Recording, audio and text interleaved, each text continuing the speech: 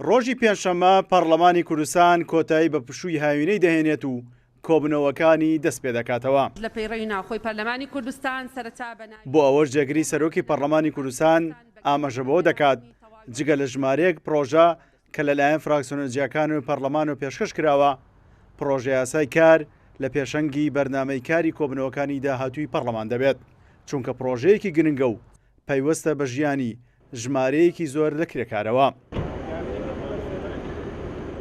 یەکێک لە بابەتە ئەساسیەکان و خوێندنەوەی یەکەمە بۆ پرۆژە یاسای کار کە لە حکوومەتەوە تۆ بەڕاستی یەکێکە لە پرۆژە یاسا هەرە گرنگەکان کە بۆ کۆمەلگای کوردستانی بەلەم قۆناغە زۆر پێویستمان پێێتی.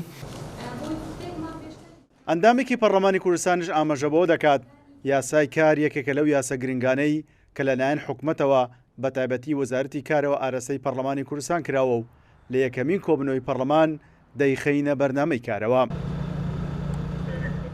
یەکێک لە ئەولوێتەکانی وەرزی نوێی یاسادانە لە پەرلەمانی کوردستان پێویستەکە یاسای عمل بێ، یاسایەکی زۆر گرنگە، وردەکاری زۆری تایە، ماوەیەکی زۆرە وەزارەتی کاروباری کۆمەڵایەتی بە هاوکاری UN بە هاوکاری ڕێکخراوەکانی کۆمەڵگەی نێودەوڵەتی ڕێکخراوەکانی ناوخۆ کاری لەسەرەکەن.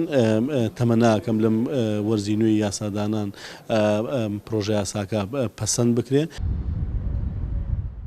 پرۆژە یاسای کار لەلایەن حکوومەتی هەرێمی کوردستانەوە ئارەسەی پەرلەمان کراوە لە 159 مادە پێک هاتووە لە ئامادەکردنی سوود لە بەیاننامە نێودەوڵەتیەکان و یاسای کاری نێودەوڵەتی وەرگیراوە.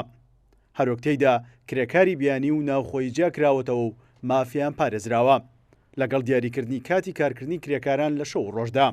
هەروەک بەشێکی تایبەت کراوە بە کرێکارانی ژن لە هەرێمی کوردستان. سیرۆ حوسێن، کوردستان نیوز، هەولێر.